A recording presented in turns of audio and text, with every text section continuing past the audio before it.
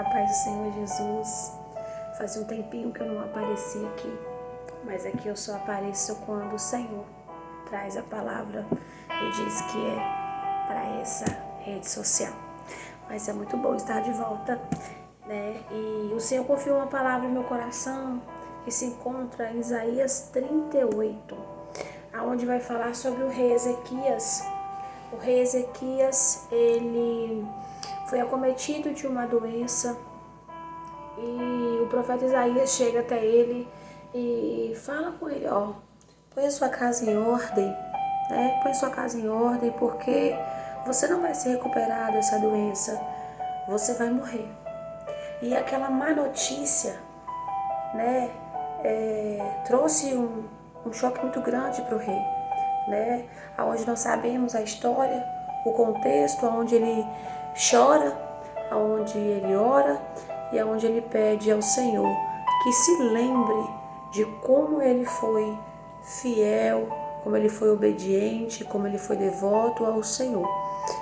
E é importante compreender que sermos obedientes a Deus não vai nos isentar de processos de dor, muito pelo contrário. Quanto mais obediência, maiores serão as perseguições e os espinhos da carne. Quanto mais nós nos santificarmos, quanto mais perto da luz nós estivermos, mais o Senhor vai revelar aquilo que precisa ser melhorado em nós. E cá para nós, não tem nada que nos purifica mais do que os processos aonde derramamos lágrimas nos pés de Jesus. Recentemente passei por um processo e eu só prego daquilo que eu vivo. Eu passo o processo, depois o Senhor me traz para ministrar aquilo que eu passei. E aonde eu questionei ao Senhor, Deus, mas eu sou tão obediente ao Senhor, eu sou tão obediente ao Senhor, e eu vejo a vida de muita gente, né? Quem nunca? Ser abençoada, e eu que estou na posição, eu que estou fiel ao Senhor, né? Minha vida parece que ela não muda, que ela não anda, que eu nunca vou sair dessa situação, que eu nunca vou sair desse deserto, que eu nunca vou sair dessa dor. E era uma dor tão grande que o meu coração, ele a sensação era que ele estava assim, esmagado, a minha alma esmagada. Só que tem uma diferença quando nós estamos esmagados na mão de Deus. Tem uma diferença. Aquela dor, Deus extrai o melhor de nós. Nós sabemos disso. Só que é tão difícil passar pelo processo que arranca lágrimas do nosso coração. E essa má notícia, esse de repente, essa sentença de morte chega na vida de alguém. Eu vou até abrir aqui para vocês possam compreender. No livro de 2 Crônicas, no capítulo 31, no finalzinho, diz bem assim, em tudo que fez no serviço do templo de Deus e em seus esforços para obedecer à lei e aos mandamentos de Deus, Ezequias buscou seu Deus de todo o coração. Como resultado, foi muito bem sucedido. Ele buscou a Deus de todo o seu coração. Logo no primeiro mês do reinado de Ezequias, ele reabre o templo que o seu pai Acás tinha fechado. Ele pede que os sacerdotes e os levitas venham e se purifiquem. E depois de serem purificados, eles entrem no templo e tirem tudo que era impuro da casa do Senhor. E tinha muita impureza dentro da casa do Senhor. E ele leva o povo a se santificar, a renovar a aliança, a comemorar a Páscoa, ou seja, ele fez tudo que era certo aos olhos do Senhor. Mas isso não significa que a má notícia não vai chegar, que o luto não vai chegar, que a porta fechada não vai acontecer, que o desespero não vai chegar na nossa vida. Não. No versículo 32, a Bíblia diz assim: depois de Ezequias ter sido tão fiel em todas essas situações, Senaqueribe, o rei da Síria, invadiu Judá. Irmãos, entenda, ele estava na posição Ele estava levando o povo a se santificar. Ele estava levando o povo a buscar a Deus, a renovar a aliança. E ele é atacado por um grande inimigo, o rei da Síria, Senaqueribe. Ele foi afrontado, ele foi perseguido, nós conhecemos o texto. E ele clama a Deus, né, por causa das ofensas que Senaqueribe estava fazendo contra o próprio Deus, mas atacando os Edequias.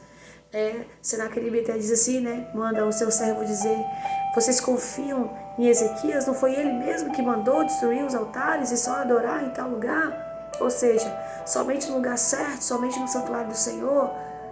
Vocês estão confiando nele, sabe? Um grande exército veio atacar justamente por ele estar na posição. O inimigo, ele vem contra-atacar aquilo que você está atacando. Quando você é usado para libertação e cura, você está atacando o inferno e ele vem te contra-atacar. Só que diferente de Senaqueribe, que veio ali, é o inimigo que veio para atacar, o Senhor usou um anjo para que destruísse o exército, matou 185 mil. Poucos sobreviveram. Senaqueribe volta para a terra envergonhado, logo depois é morto. O inimigo que se levantou foi destruído. Mas eu quero que você entenda, quando é o diabo, Deus permite até certo ponto e ele mesmo destrói. Mas e quando é o próprio Deus, como foi na vida de Jó? O Senhor deu a permissão ao inimigo para tocar. O Senhor permitiu tocar em Jó, em tudo que ele tinha. Mas foi a permissão de Deus. Deus permitiu tocar. No caso de Ezequias, foi o próprio Deus que sentenciou ele com a doença. Muitas vezes nós temos pessoas acamadas ou nos hospitais. Eu já ouvi muitas pessoas, está em pecado. Muitas pessoas dizem assim, estão em pecado, Deus está tratando porque está em pecado. Irmãos, tem muitas vezes que Deus nos coloca no leito de enfermidade, em processos de muita dor, mas a gente nem sabe por que a gente está ali. A gente não entende por que estamos ali, porque afinal nós estamos obedecendo a Deus em tudo, mas tem coisas dentro do nosso coração, dentro da nossa alma, dentro do nosso coração que somente Deus conhece. Davi diz assim: Senhor, esquadrinha o meu coração, vê o que aí não te agrada, tira, né? Nós precisamos ter coragem de pedir para Deus tirar aquilo que é impuro de nós. Só que muitas vezes, assim como eu não enxergava o quanto eu era leprosa internamente. Enquanto eu era orgulhosa internamente. O quanto eu pregando a palavra, louvando para Deus, cuidando de vidas, não sabia o tanto de imperfeições que estavam dentro do meu coração. A falta de perdão, o orgulho que eu descobri. E a gente acha que a gente é crente salvo. A gente acha que a gente é santo, que nós somos, o nosso nomezinho tá lá e só isso, né? Aceitei Jesus, meu nome tá lá e acabou. Não. Até a vinda de Jesus nós vamos passar por muitas lapidações, por muitas dores, sim, para preparar para a eternidade. Porque sem santificação nós não veremos a Deus. Filipenses 3:20 diz que nós somos cidadãos do céu. Jesus disse: no mundo tereis aflições. Ou seja, essa terra aqui é só dor, irmãos. Essa terra aqui é só dor.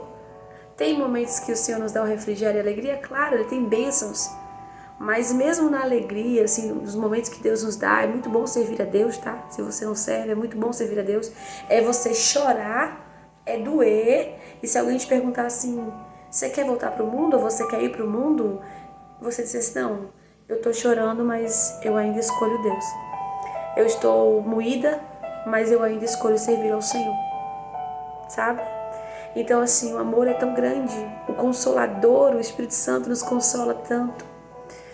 E quando eu fiz esse questionamento para Deus, eu falei, Deus, não se ofenda com isso. O Senhor falou, não me ofendo, porque todos os meus profetas questionaram. Todos questionaram. Então, Ezequias, ele, diante daquele diagnóstico, nós não sabemos quanto tempo ele ficou naquele leito, até Isaías chegar e sentenciar ele com a morte. Nós não sabemos. A Bíblia não conta. Pode ser meses, anos, dias, nós não sabemos. Mas a Bíblia vai dizer que ele pede para o Senhor lembrar que ele foi fiel e obediente. E eu abro um parênteses aqui para te dizer, ser fiel a Deus e obediente não passa da nossa obrigação. Isso não quer dizer que a gente vai ser a queridinha e o queridinho de Jesus. Não, não é isso. Não é porque nós somos obedientes que Deus vai, não, minha filhinha aqui obediente, eu vou poupar dessa dor. Pelo contrário, Deus não me poupou dos lutos, Deus não me poupou dos processos de escassez, Deus não me poupou de dores. Não. Se eu disser para você que Ele me poupou, não. Se eu disser para você que eu entendi os processos e tenho entendido os processos, não. Mas não cabe a mim entender. Por quê? Porque só Ele sabe quem eu sou. Só Ele sabe aquilo que é ruim dentro do meu coração. Mas a gente acha que é boa, que é bom. Mas a Bíblia diz que nós somos inclinados ao pecado. A salmista diz que tudo aquilo que tem de bom em nós foi Deus que nos deu. Porque a nossa atitude nunca é tomar um tapa e dar a outra face. A nossa atitude é matar o outro que nos feriu, é bater, é devolver na mesma moeda, é se vingar. Mas tudo que fazemos ao contrário dessa reação má é o que o Senhor nos moldou através dos processos. Foi ou não foi assim com você? Talvez você era um Pedro explosivo, você cortava a orelha dos malcos, você é aquele Saulo matador, né? E Jesus fez assim, não, você vai ser grande na minha obra, mas eu preciso lapidar você. Eu preciso te moer, eu preciso te quebrar para que você entenda o meu projeto na sua vida. A Bíblia vai dizer que o Senhor é manso e humilde e nós precisamos aprender com Ele a ser igual. Ezequias vira o rosto para a parede e ele começa a chorar amargamente. Naquele momento Isaías volta e diz a ele que ele não iria mais morrer. Deus ouviu a oração daquele homem. Muitas vezes, irmãos, nós estamos tão relaxados com Deus que nós precisamos de uma má notícia. Nós precisamos de uma dor para que nós nos acheguemos a Deus. Muitas vezes é um quarto escuro, um leito de enfermidade, um hospital, um luto, um processo, uma porta fechada, uma decepção, uma perseguição grande, para que a gente realmente você se desprender daquela arrogância e dizer assim, eu sou pó e cinza e eu preciso de Deus. Ele precisava disso. Ele só fez uma oração sincera e muitas vezes é só isso que Deus queria.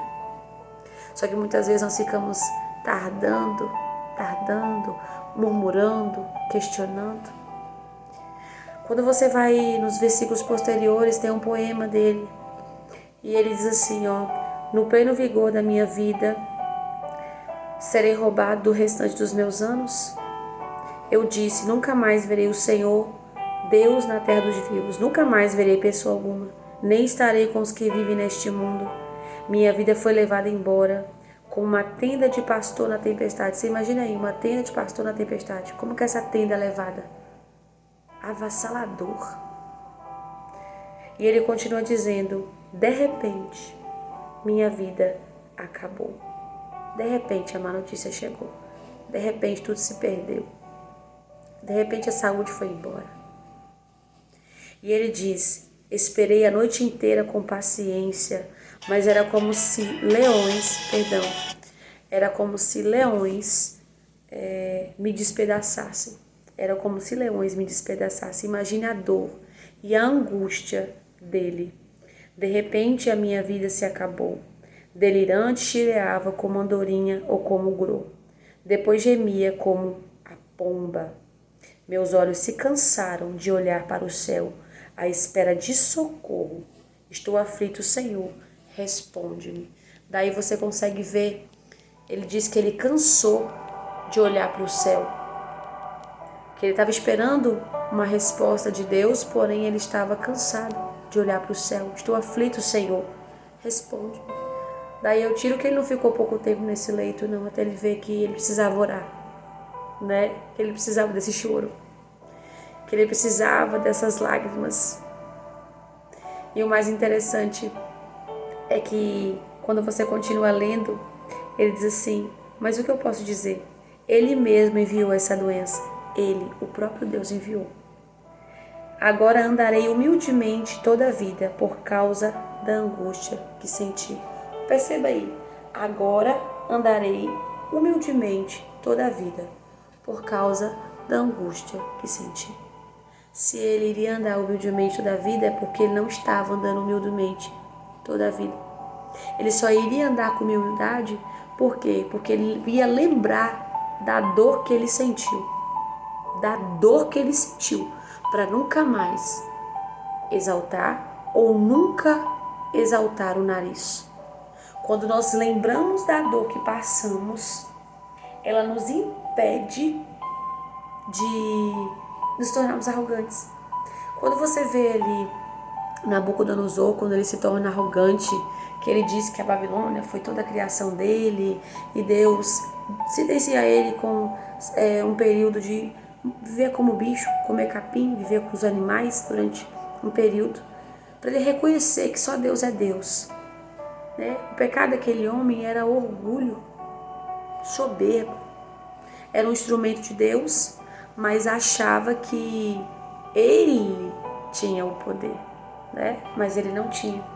Quando você volta lá para Crônicas, que você vai ver o versículo 30, o capítulo 32 ainda, a Bíblia diz assim: por esse tempo Ezequias ficou doente e estava para morrer.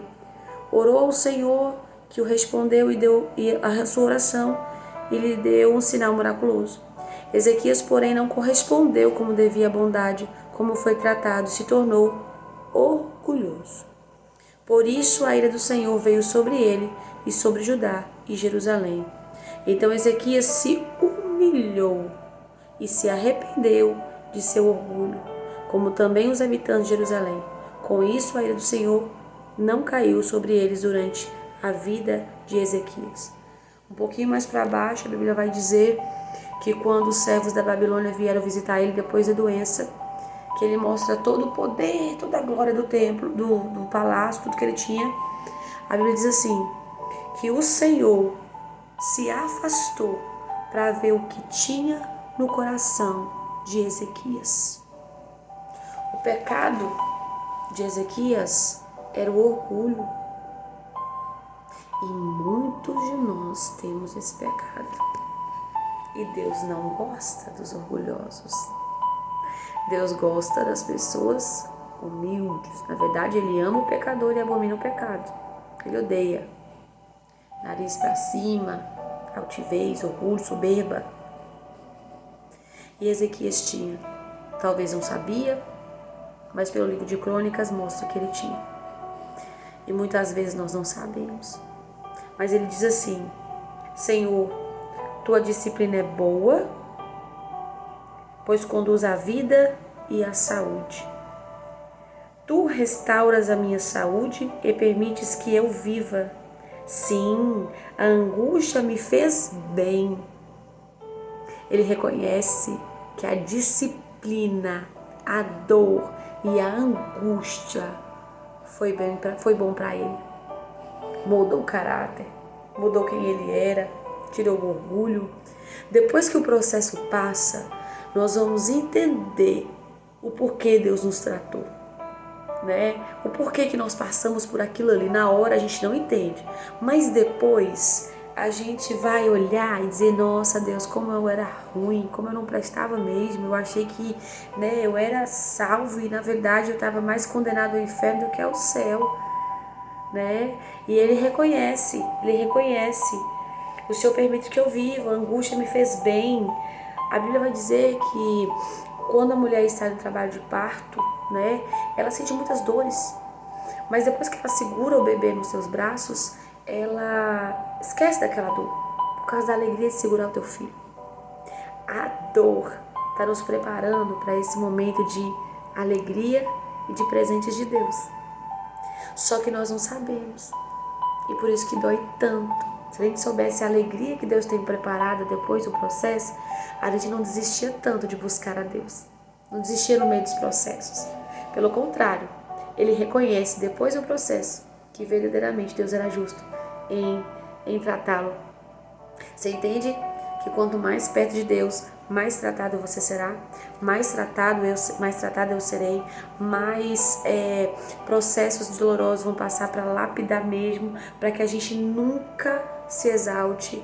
Deus jamais vai te dar um altar grande se você não sabe ser humilde no pequeno. Deus nunca vai te colocar em lugares que você vai se perder. Deus vai te tratar primeiro, Deus vai te transformar primeiro, sabe? Esses últimos 2 anos, Deus tem tratado em mim assim que eu falo, eu tô só os cacos, mas eu reconheço que eu preciso da disciplina. Você pode dizer, nossa, Ellen, mas você tá aqui pregando e reconhecendo que isso é falha, sim. Seria hipocrisia eu dizer assim, vocês têm que se consertar. Não, primeiro é pra mim. Pra mim. Então assim, ele reconhece e ele diz assim, pois tu me livrastes da morte e perdoaste todos os meus pecados. A disciplina de Deus nos livra da morte e nos traz perdão dos pecados. Ele faz a gente reconhecer que o que ele está fazendo em nós é bom. Ezequias viveu mais 15 anos, acredito que viveu, né, uma vida boa, né, mas assim, era um orgulho. Muitas vezes Deus ainda não fez na minha e na sua vida, porque Ele precisa preparar o nosso coração, para que quando a gente chegue na promessa, a gente não se afaste dele, a gente não acha que a gente chegou ali por nossos próprios méritos e esforços, né? Então os momentos de dor, de processo, que a alma grita, é porque Deus está passando a gente literalmente pelo fogo. Irmãos, dói, a gente geme, a gente grita, mas quando a gente permanece na presença, e aconteceu isso recentemente, eu saí daqui para ir para um culto quebrada, sem forças, de tanta dor do processo, e o Senhor, pela sua misericórdia, usou uma profeta para falar comigo tremendamente na igreja, coisas que só nós dois, só eu e o Senhor sabia. E consolou a minha alma, porque eu achei que eu não ia conseguir levantar do chão, porque eu não tinha mais força para ficar de joelho, não, era jogada no chão e as lágrimas descendo. Só que ninguém vê esse processo. Ninguém vê esse processo. Mas é necessário. Como Naamã, um mergulho não resolvia. 2 mergulhos não resolviam. 7 mergulhos iriam resolver o processo da lepra, do orgulho interior de Naamã. Para que depois do 7º, ele reconhecesse que só Deus é Deus. Talvez aí dentro, lá no fundo, onde se encontra o petróleo, não é assim que diz? Que você fala, tem coisa boa, mas na verdade pode ter aí coisas ruins, lodo, sujeira, impurezas. E Deus está falando, eu preciso purificar o templo do seu coração. Eu preciso purificar você. E se for necessário um leito, uma má notícia, uma porta fechada, Ele não nos poupará dessa dor, mesmo você obedecendo a Deus. Porque mais importante de que tudo é a nossa salvação. Mais do que bens nessa terra, mais do que holofotes nessa terra, mais do que reconhecimento do homem nessa terra, Deus está preocupado com a nossa alma e com a nossa salvação.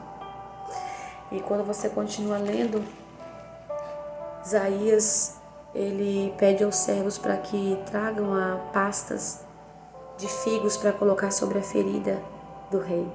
Irmãos, o mesmo Deus que permite a má notícia vir, o mesmo Deus que usa o profeta para dizer assim diz o Senhor, morrerás e não viverás, é o mesmo Deus que diz assim, vai lá, diz para ele que ele vai viver mais 15 anos e prepara o medicamento para curar a ferida dele.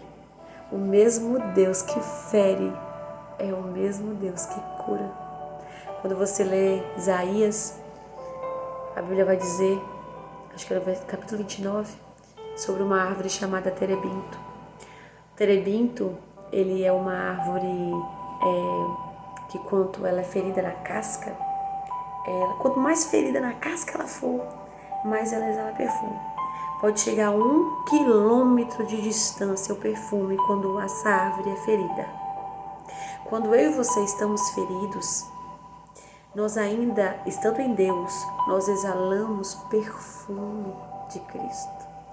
Feridos, mas não fora das mãos do oleiro. Nós estamos pregando sangrando, nós estamos louvando sangrando, como aquela mulher do fluxo de sangue que se arrastou até Jesus. Nós estamos como Jairo, muitas vezes indo pelo desespero por causa da morte que está chegando à nossa casa, mas nós estamos com Ele, indo atrás dele. E feridos. Só que o próprio Deus permite essas feridas em nós, para que exalemos o perfume.